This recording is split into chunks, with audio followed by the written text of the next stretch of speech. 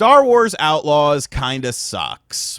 Ubisoft sent me over a review copy of this game to check out, so thank you, Ubisoft. But this was a game that I honestly was pretty interested in. Like, the lead up to this game, I was one of the few people who was kind of being positive about this game. I understand that diehard Star Wars fans look at everything that's new from the Star Wars franchise with a very, very critical lens, but I'm not really a diehard Star Wars fan. I love the first three films. The second three films are cool. I haven't really watched any of the newer stuff, but the thought of an open world Star Wars game, like, sounds really cool to me. Of course, we were introduced to the lead character of the game, which many people felt was an unattractive woman. And, like, yeah, she's not the hottest thing in the world, but I don't necessarily think she's the ugliest thing in the world either. But I didn't really care. Like, it was about the game itself, like open world Star Wars. This sounds really cool. Well, because something sounds cool doesn't necessarily mean that the execution of it is going to be extremely well done. So today we're going to be talking about Star Wars Outlaws, the good stuff, the bad stuff, and kind of determine whether or not this is a game that you should pick up. So the game, of course, has a story. It involves Kay Vess, the character that you play as. Basically, Kay Vess is a thief, or scoundrel, as they like to say, I guess to make it not sound as bad as the word thief. And she basically wants to do a big heist because, I mean, that's what thieves like to do. They like to steal things from other people. So her target is someone that is the head of a crime syndicate called the Zarek Besh Syndicate, called Slero. And this is kind of the main antagonist in the game. You're introduced to him very early on. And basically, Kay tries to break into Slero's mansion. Things don't go very well. She steals a ship. She crash lands on a planet. This is all kind of the intro segment of the game. And then you're kind of introduced to the game itself. Now, as far as the actual story is concerned, like, I wouldn't say it's like reprehensible. I don't necessarily think it's bad. I didn't think anything was like super weird, but I wouldn't necessarily say it's really good either, because the Kay Vess character is a very interesting character, and I'll talk more about her characteristics later on in the video. But that is the basis of the story of it. You're a thief. You're now trying to do this heist, and now you're mad because your heist failed, so you want revenge, so you want to do all these things in order to do the heist. Again, like I said, it's fine. There is some kind of, I don't know, I guess there is some kind of weird things that happen in terms of some of the character dynamics, but we'll talk about that a little bit more later on in the video, because I want to talk about gameplay, because this is where I was really excited. Open world Star Wars. Let's go. But yeah, so you quickly see that there is a defined gameplay loop within this game. You end up coming across different syndicates through the land. There's basically the Pike Syndicate, a Crimson Dawn Syndicate, the Hutt Cartel. All of these things are already known, and then there ends up being a fourth syndicate that you eventually get access to as well. And this was kind of supposed to be like one of the big drawing points of this game was, you know, you're going to have to do things within it in order to upset, you know, the result that you get. Like, let's say you work with the Pike Syndicate. Well, that might, you know, upset the Crimson Dawn Syndicate. So there's going to be like this whole sort of big thing that ends up playing out.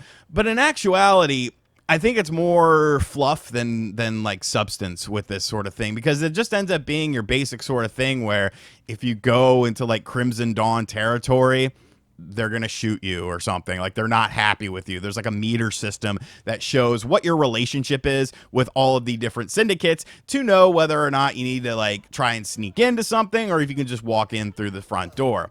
But like I said, you quickly figure out the gameplay loop for the main segments of this game very early on. Basically, it consists of the following sort of stuff. So you get your mission. Usually you got to rescue someone. So you got to break into or you have to get like a certain item, but regardless, the end result is the same.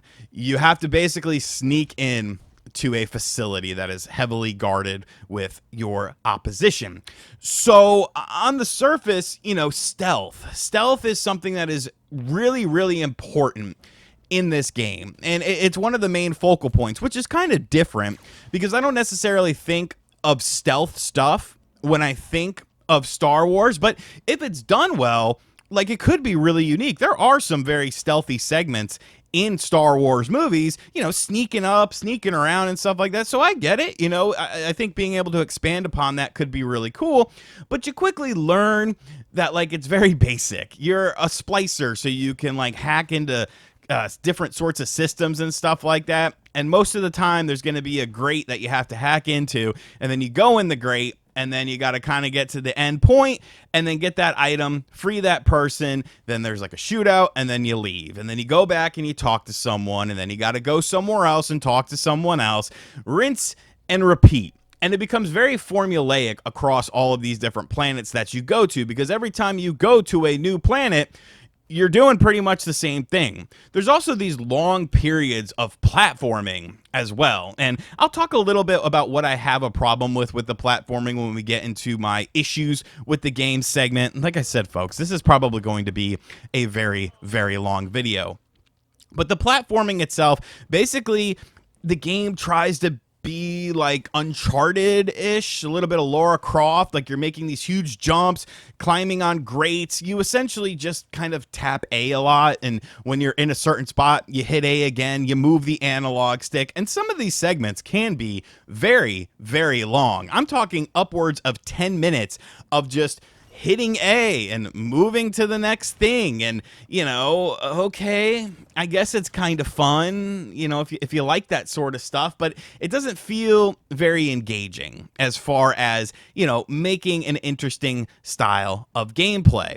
Now, the open world aspect, I kind of want to go back to for a little bit, just because of the fact that I don't necessarily think it's like extremely open world. It's more of an open planet thing. So once you land on a planet, like, yeah, you can go anywhere and you could do anything you want on that planet, but I can't just leave that planet and go somewhere else whenever I want to. There are things that you have to do. You are restricted at times from being able to leave that planet. So open-ish, yes. Completely open world, no. Now, the stealth and the platforming isn't the only part of the game. There's also gunplay as well. Kay has a blaster that you can upgrade throughout the game itself by getting different items or different modules and stuff like that.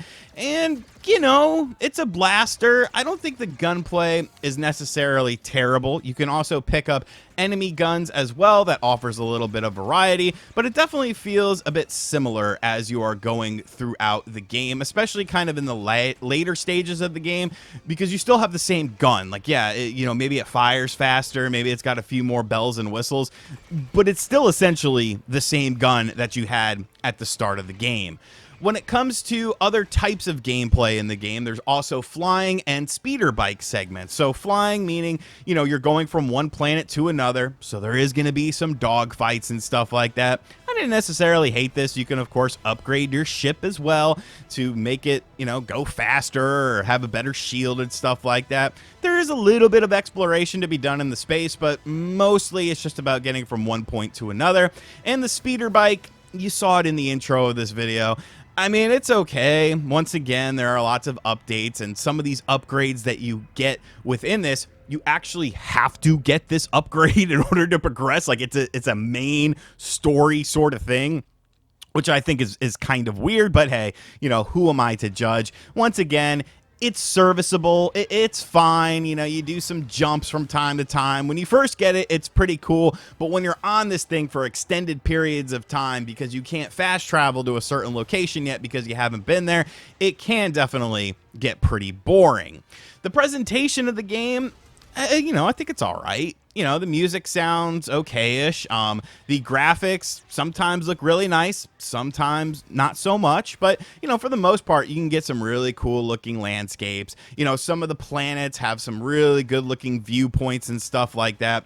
I will say the game is kind of strange in that it automatically goes into a 21:9 mode when you start it up, meaning that they're trying to, like, make this, I guess, look like a movie, and it's like, bro, this doesn't look like a movie. Like, it's not an offensive looking game, but it's definitely not like wow, very impressive or anything like that. I did play the game on performance mode instead of graphics mode because I prioritize performance, and honestly, the performance of the game was very solid. I don't have really any sorts of memories of any sort of frame rate drops or anything like that. Like, maybe a little bit here and there, but like nothing I could really mention. So from that sort of aspect, aspect, like a technical aspect as far as frame rate is concerned, I think it's actually pretty solid. You know, it looks really good at times. Sometimes, maybe not so much. Some of the characters themselves look really ugly and like just very lifeless, like almost like a PS3 style NPC sort of thing. So now that we've gotten all of that out of the way, that was actually the section of the video where I was nice, where I didn't talk about my problems that I have with this game. But now we're going to talk about the problems I have. Let's go back to the gameplay loop, because holy shit, there are major problems with the gameplay loop. First, let's talk about the stealth aspect of the game. The stealth aspect of the game is wildly inconsistent, almost to a point of obnoxiously inconsistent. You will go through times where you are literally right next to a dude and he won't see you, but there are times when you enter a room and some guy completely on the other side of the room somehow spots you with Christ-like vision. And I'm like, where is the consistency with this? Sometimes if there's two different characters right next to each other, two different enemies, you have this character called Nyx, who's kind of like your pet dog, I guess you would say. But in actuality, it's just a weird little character that can like distract people or help you out or hit switches for you or something like that. You could send Nyx out in front of two different people that are standing right next to each other, and only one person will react to it. You can't make it so that they both look down and see this weird creature trying to distract them. It's only one at a time. It's so weird to me. And of course, when you're in stealth mode, you get these one-hit punches. You get these amazing punches that just, you know, one or two punches and the character's knocked out. But then when you get into the gunplay thing, everyone, I guess, puts their shield on or something like that, because there are times where, you know, I wouldn't say the word bullet sponge or anything like that, but there are definitely times where like you'll like hit someone 7, 8, 9 times with a bullet, or a laser, I guess you should say. And like they don't go down. They're just like, oh, we're gonna keep going. Like, it's so wildly inconsistent in terms of the stealth stuff and then the kind of, you know, guns blazing sort of thing. Another major problem with the gunplay, which I honestly don't hate all that much. I actually kind of prefer it a bit more than the stealth stuff. But there's this weird thing where you can't choose which shoulder you shoot over. So in most games, if you want to, you know, use your right shoulder to look over, you would click a button or click in a stick. And if you wanted to do the opposite shoulder, the left shoulder, you would click in a stick once again to change it. You know, a normal gameplay mechanic. But not in Star Wars Outlaws, folks. In Star Wars Outlaws, it decides which shoulder to let you use. And trust me, sometimes you will be shooting people and you will just change which shoulder you're shooting over. And it's like, what the hell is going on? I looked in the settings of the game to see if that was like an accessibility setting or something like that, but it wasn't. This was just something that I guess is baked into the game itself, and it really takes me out of the gunplay. The whole, you know, traversal system with the platforming, like, it definitely feels like they wanted like these Uncharted or you know, Tomb Raider style segments in the game, but they're not fun because you're literally just pressing A over and over again. And there's one instance of this that really made me mad. I will not talk spoilers about the story of the game or anything like that, but there's a specific instance where you have to get a certain item that is hidden in a long abandoned base. Now, this item literally cannot be accessed by anyone, because if people could access it, they would have already accessed it. So you are like the savior to this, and you're going to access this item. So you do a good 10-15 minutes of platforming through broken areas. You're climbing on grates. You're having to hit switches and stuff like that. Very intensive stuff. You finally complete all of this, which is quite the journey in and of itself. You get into the room, and immediately it fills up with 5 different people. And I'm like, wait a second. This whole thing was about I'm the only one who could get here. Because if these people could have gotten here, they would have gotten here a long time before me. But now you just, what did you just clip through the wall?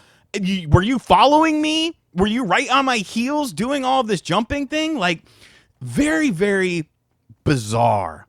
And just very, almost like very nearsighted. Like it didn't make any sort of sense.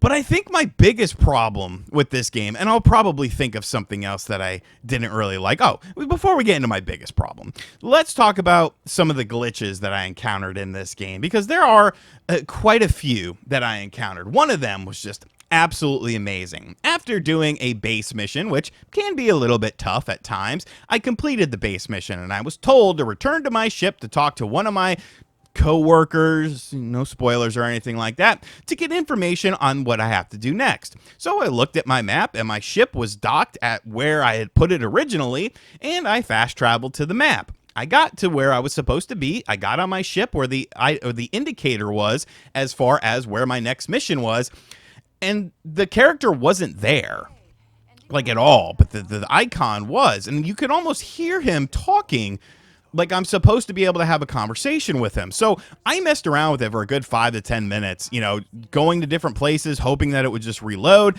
and it didn't. So I ended up having to boot another save that I had because the game auto-saves very, very often. And I booted up this save, which was actually halfway through the sort of stealth mission, so I had to play all that part again. And then once I completed it, once again, I got the call that I'm supposed to go to the ship. So I pull up the map, and the ship is now no longer where it just was previously. It's actually in a completely different place that I can't fast travel to. So I rode my little bike over there, and I got to the ship, and now I was able to do the mission. And I'm like, well, wait a minute. Okay, so you moved the ship, because the character actually says that they've moved the ship elsewhere. But why did that not happen before? Why was I told to go to the ship to talk to this exact same character who just wasn't there? There are times where Kay just turns her back to someone in the middle of a conversation. There are times where Kay will refer to this was really weird to me. So there's a point in the game where you're talking to a character and they refer to Kay as Sir. Clear as day, I have subtitles on. So I'm watching this and I'm like, huh, okay. Well, maybe this was supposed to be a dude originally, and this just kind of fell through the cracks here. I wonder if that's going to be something that people notice. And this is a mainline mission as well. And then later on in the game, I'm playing it, and Kay is talking to an Empire guard. And Kay is, this person that Kay is talking to is clearly a female. Long hair, in a ponytail, feminine face, feminine voice. Everything about this character is female. And Kay calls her Sir. And I'm sitting there and I'm like, well, you know, maybe this is 2024, or maybe this is just an error in the game. There's lots of weird sort of things like that. But, you know, I know what a lot of you guys are probably saying. A lot of this is kind of nitpicky stuff, or it comes down to personal preference, because none of that is actually my biggest problem with the game. And I do have one more very positive thing to say about the game, so make sure you stick around for that.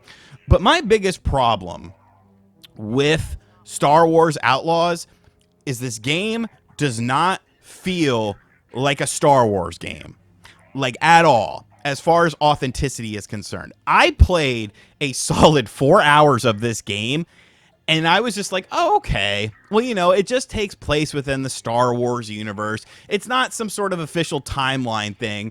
But then Spawnwave was like, no, what are you talking about? This takes place between Empire Strikes Back and Return of the Jedi. And I'm like, wait a minute.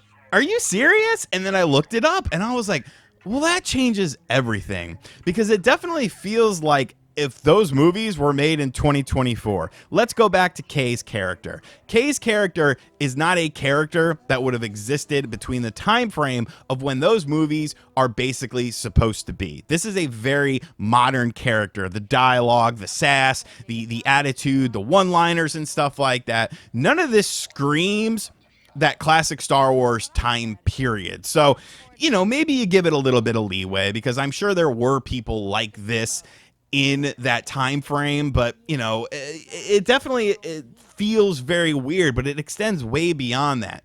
Nothing ever really feels like Star Wars. You get a couple like, oh, that's Star Warsy moments in the game, but for the most part, it just feels like a game that's set in outer space that has a Star Wars skin on it. As far as characters that you would expect to see, especially considering the time frame. Of course, Jabba the Hutt has already been revealed for it, and there's a cool little Easter egg within there. But there's only one other mainline character that makes an appearance in this game, and it's in the last portion of the game. You have no interaction with them, some other characters do, but they didn't take anything from Star Wars in this time frame from Empire and Return of the Jedi and implement it really into the game in any way, shape, or form, considering that these events are happening alongside of the events of those movies. It's very, very bizarre to me. And just the general feeling of this game, there's things that you notice that don't feel like Star Wars. The first cantina that you visit, there's characters on stage with like keyboards and guitars and like modern club sounding music, and I'm like, okay. You go to the Mos Eisley Cantina, okay, what song plays there? It does not play that in this game. The area is there, you are in the proper time for this to be playing, but it does not play it. Honestly, the only time that I really sort of sat back and was like, wow, this feels like Star Wars is the last good thing I have to say about this. And that's the last hour or so of the game. The last hour or so of the game was actually really enjoyable for me. This character coming in, doing their thing, interacting with the other people. It's like, wow, this character is here. The stealth missions made sense. It made sense within a Star Wars sort of way. There's something else that happens that's a really cool mission as well. And it's just like, wow, this is fun. You know, even the flying battle that you have to engage in as well feels like Star Wars. But why does the rest of the game not feel like Star Wars? Why does the rest of the game feel like something that is just using a Star Wars skin, and then at the end you decide, oh yeah, shit, this is a Star Wars game? I don't think Star Wars Outlaws is the worst game I've ever played. I don't think it lives up to the hype that a lot of people are going, or were giving it, essentially. You know, it's a game, a jack of all trades, master of none. I don't think anything in this game works super well, whether it be stealth, whether it be shooting, whether it be flying, whether it be riding the bike. None of the gameplay mechanics actually excel. Like, they're fine to somewhat poor. And I think that kind of makes the game a little bit of a slog, especially when you start to realize the gameplay loop. Now, I'll be honest with you. This game was supposed to take 25 to 30 hours to beat, according to the director of the game, if you just focused mostly on main missions, which is what I did. I got through the game in 17 hours. I played it on the normal difficulty, which is the standard thing, so I don't know if he's talking about like playing it on like hard mode, because I believe there's a hard mode, and I believe that there is a story-driven mode where it's just like, you know, everything's a lot easier. But when I was done with this game, like, I just had so many questions. Like, what is this supposed to be? Like, what is this supposed to be? When you play a game like Star Wars Shadows of the Empire, within 5 minutes of playing that game, within 30 seconds of playing that game, you clearly know that this is a game set within the Star Wars universe. Yes, it has a new lead character in it, but you're doing Star Wars things. You are in Star Wars environments that are well replicated and feel like they come from the time frame that they're supposed to. This game does not do anything like that. I almost wonder if this was supposed to be a Star Wars game from day one, or if this was a brand new IP that they wanted to do, or maybe this was an idea for Beyond Good and Evil too. Because honestly, it feels a lot like Beyond Good and Evil at times, especially if you've played, you know, Beyond Good and Evil 1. Like, you could see some real similarities here with the character, with the lead character, with the sort of sidekick that they get. Like, I don't know, man. It's not the worst game ever, but it's not a good game. It kind of sucks. It's average. It's going to plummet in price. And I'm sure there will be good reviews out there. I'm sure people will have liked it more than I did, because this is just my experience with the game. But my experience with the game was not a very enjoyable one. You know, that last hour, I got into it, and then it ends, and it's like, why wasn't the rest of the game like this? Why wasn't the rest of the game focused like this? Because this, I think, would have made for an exciting game. It would have made for a more interesting game. But what we end up with is a lot of ideas that none of them really excel in, and just a game that, it's forgettable to me. It's very forgettable. And I don't think it does anything to add to the lore of Star Wars or anything like that, because I really don't think this was supposed to be a Star Wars game. But I have bored you for 25 minutes now with my thoughts on Star Wars Outlaws. Yes, I just went with some random gameplay that I've captured for this, because to line up everything that I wanted to say, actually within my within my playthrough of the game, I never captured anything except for that one little glitch, because I knew that was funny and I wanted to show it at the start of the video. But, maybe you like what you saw on the screen and maybe my words don't matter. And if so, like, I'm not going to say that you're bad or anything like that. It's your money. You can spend it on whatever you want. I'm just telling you about my experience with the game.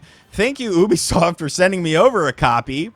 I'm sure this wasn't what you expected, but maybe you did. Who's to say when it comes to stuff like this? Do you plan on picking up Star Wars Outlaws? Comes out later this week. Let me know in the comments section down below.